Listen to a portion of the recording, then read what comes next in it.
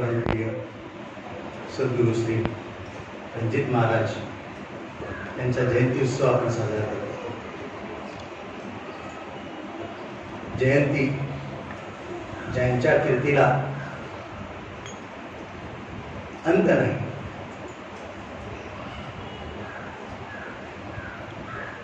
ज्याने आपल्याला जे ज्ञान दिलेलं आहे, स्वरूपाच विषयीचं ज्ञान, न भूतो न भविष्यती, त्याला कधी अंत नाही. त्या स्वरूपाने ते राहिले म्हणून आपण त्यांची जयंती साजरी. अंतरी गेली अमृत बाह्य स्थिती लखलखीता.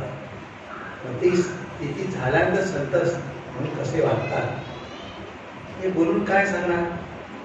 ज्याने प्रत्यक्षात रणजित महाराजांचा सहवास ज्यांना लाभलेला आहे, निसर्ग महाराजांचा सहवास ज्यांना लाभलेला आहे, त्यांनी तो अनुभव घेतलेला आहे आणि तो शब्दातीत नाही, शब्दाच्या पलीकडे आहे. असे सद्गुरू संत ज्ञानी पुरुष आपल्याला लाभले ते आपलं मोठं भाग्य आहे. पण आता माझ्याबद्दलच्या वक्त्यांनी बद्ध, मोक्ष, साधक, सिद्ध वगैरे वगैरे सांगितलं. सगळं ज्ञान आहे, गरजेचं आहे. आपण सर्वजण बद्ध, मोक्ष, साधक या स्थितीतून आता सिद्ध सगळेच असतात, पण साधक स्थितीमध्ये साधक स्थितीमध्ये जो सद्गुरू वचनाप्रमाणे साधक मुक्ती करतो आणि आपल्यामध्ये सदाचार, सद्वासना आणि सद्गुरू वचनावर पूर्ण विश्वास, श्रद्धा आणि जे महावाक्य सद्गुरूने दिले त्याशी अखंड अनुसंधान ठेवतो, तो खरा साधक आहे. तो आपोआपच गुरुकृपेने सिद्ध होतो. तेव्हा म्हणालो सिद्ध सगळेच आहेत, परंतु आपल्या स्वरूपाची ओळख विसरले आहेत. अज्ञान भ्रांतीमुळे, वासनेमुळे आणि अहंकारामुळे जीव बनले आहे. आणि बद्ध म्हणून जे काय म्हटले ते अज्ञान बंधनामध्ये अडकले. तो बद्ध अज्ञान, त्या अज्ञान बंधनामध्ये अनेक दुःख भोगतो. ती दुःख भोगता भोगता पूर्वजन्माचे काहीतरी पूर्वसंचित असेल, उत्तम संचित असेल, पुण्य संचित असेल, तर कोणीतरी मार्ग दाखवणार होतो, कोणीतरी अंतर्यामी त्याला जाणीव होते. ह्या माझ्या दुःखावर, या माझ्या त्रासावर काहीतरी उपाय असायला पाहिजे आणि माझ्या या दुःखाचं कारण काय हे कोणीतरी मला सांगेल, अशी जेव्हा बुद्धी होते. आणि त्या दिवशी तो शोध घ्यायला लागतो, तो मोक्ष. आणि असा मोक्ष शोध घेता घेता आताच म्हणाल तसं पूर्वजन्माचे संचित पूर्ण संपूर्ण संचित, पुण्य संचित. त्यामुळे संत सद्गुरू भेटतात आणि मग आपल्याला अनुग्रह देतात. हा अनुग्रह हेच अमृत आहे. आणि त्या अनुग्रहाच्या अनुषंगाने त्या अमृताला आणि जळा देऊन तुमच्यामध्ये ते बिंबवून तुम्हाला प्रत्यक्ष त्याचा अनुभवाचं कार्य ज्ञानबोधाच्या योगे संत सद्गुरू करतात. आणि त्या स्थितीचा अनुभव पूर्ण घेतो आहे श्रद्धा विश्वासाने. साधक भक्ती करतोय तो साधक. सिद्धपणा आपोआप येतो. सिद्ध म्हणजे काय? सच्चिदानंद, सच्चित आनंद जो सदा आहे, शाश्वत आहे, सर्वस्व राहिला आहे. आणि चित म्हणजे पवित्र आहे. हे पवित्र शब्द फार महत्वाचा आहे. आपण जीव म्हणून आपल्यामध्ये सगळं अपवित्रच भरलेलं आहे आणि त्या आपल्या इच्छा, वासना आणि लोभ, अहंकार त्याच्यातून ते प्रकट होऊन अनेक दुष्कर्मे होत आहेत. आणि त्याचे फळ, त्या कर्माचे फळ म्हणून आपण दुःख भोगतो. जरी आपण मुमुक्ष स्थितीतून बदलातून मोक्षस्थितीत गेलो, मोक्ष साधक झालो, तरी पण आपण सद्गुरूशी किती प्रामाणिक असतो? आपल्यामध्ये जोपर्यंत तो पवित्रतापणा येत नाही, शुद्धपणा येत नाही, तोपर्यंत सिद्धावस्था फार दूर आहे. शिष्याच्या ठिकाणी निर्माण झालेलं विविध वैराग्य आणि त्याच्यातून श्रद्धापूर्वक भक्ती साधना हे पाहिल्यानंतर सद्गुरु कृपा होते आणि त्या सद्गुरु कृपेनंतरच सिद्ध होत आहे. सिद्ध म्हणजे तेच होऊन राहणे, नाहीतर काके धरुणी दारा म्हणतो मला संन्याशी करा आणि भक्ती करतात, काय होणार आहे? सगळे विषय त्या ठिकाणी बरोबर आहेत, देहाच्या गरजेचे आहेत, पण त्या विषय वासनेमध्ये आपण किती राहायचं हे सुद्धा शिकावं लागतं. हे पण म्हणजे मला थोडक्यात काय म्हणायचे, विवेक आणि वैराग्य यायला पाहिजे. जेव्हा आपण साधक असतो तेव्हा सिद्धस्थिती प्राप्त होते. आणि पुन्हा सांगितले गुरु कृपेनेच होते. गुरु वाट पाहतात, सद्गुरु वाट पाहतात, आपले शिष्य ते घेऊन माझा जो ज्ञानबोध आहे, वडून दिलेला आहे ते घेऊन तरी बाहेर पडतात. आता बाह्य काया लखलखीत म्हणजे तरी काय? अमृत अंतरी गेलं, बाह्य काया लखलखीत झाली म्हणजे तरी काय? तर आपण अज्ञानाने हे सगळं जग सत्य मानतो, खरे मानतो, आणि ह्या विद्या जगतातूनच आपण सत्य मांडल्यामुळे आपण त्याच्यात आपले सुख, शांती, समाधान तिच्या वासना पुरा करण्याचा प्रयत्न करतो.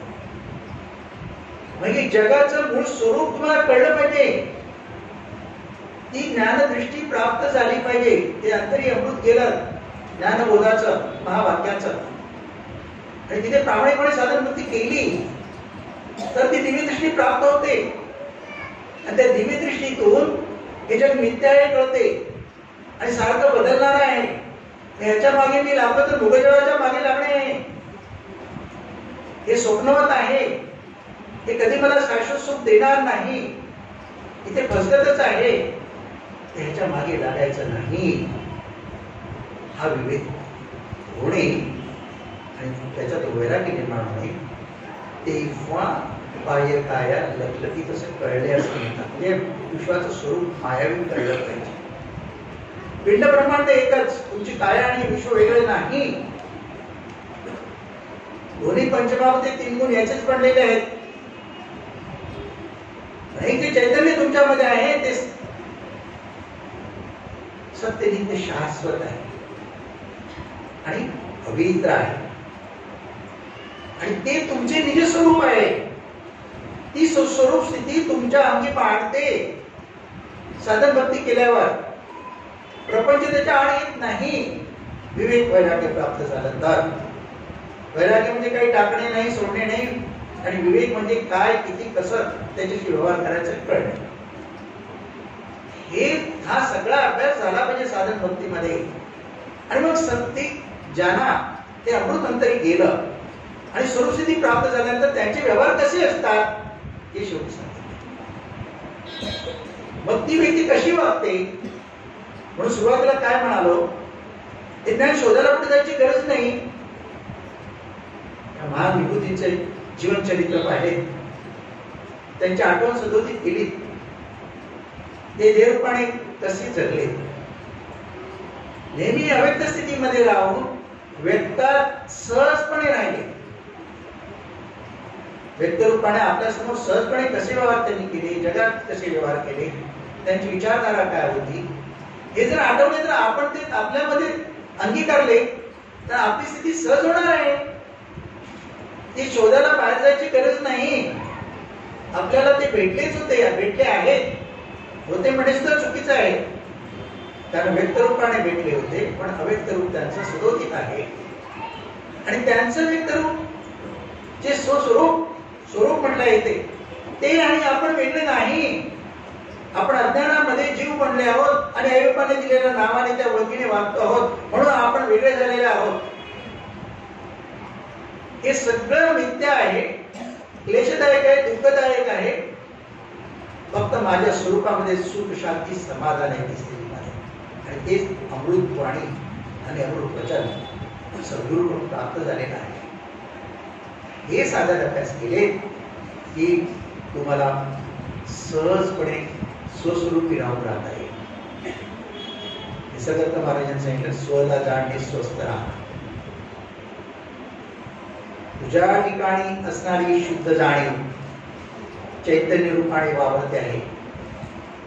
तेच सच्चिदानंद स्वरूप आहे, तेच तुझे स्वरूप आहे. त्याच्या वेगळा देव ईश्वर नाही.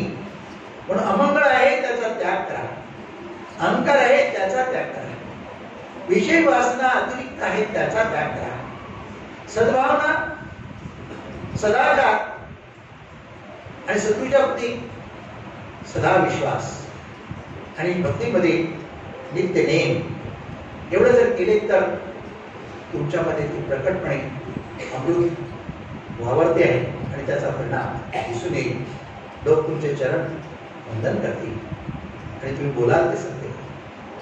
तुम्हाला विश्वाची सत्ता प्राप्त होईल. महाराजांची जयंती होते आहे म्हणजे काय? परब्रह्म सुख झाले. त्यांची कीर्तीला कधी बाधा नाही. त्यांचे असणे नाकारता येत नाही. परब्रह्म स्वरूप प्रत्यक्ष पण देह रूपाने वागताना कसे वागले हे आपण पाहिलेले आहेत.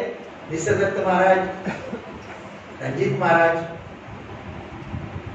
काही लोकांनी आपल्या गुरु परंपरेमध्ये बरेच संत होऊन गेले आहेत. जे सिद्धरामकृष्ण शिष्य आहेत ते पाहताना भेटण्याचं भाग्य गणपतराव महाराज, अनेकांना भेटण्याचं भाग्य लागले. काळसिद्धेश्वर ते सगळे सारे आपण संत पाहिलेत, अनुभवलेत. पुस्तकी ज्ञानाने काही प्राप्त होणार नाही तर त्यांचं स्मरण करा, त्यांच्या विचारातच राहा आणि त्यांच्या ज्ञानबोधाप्रमाणे राहा. तुम्ही निश्चितच बंधाचे मोक्षाचे साधक आणि साधकाचे सिद्ध राजाधिराज गुणास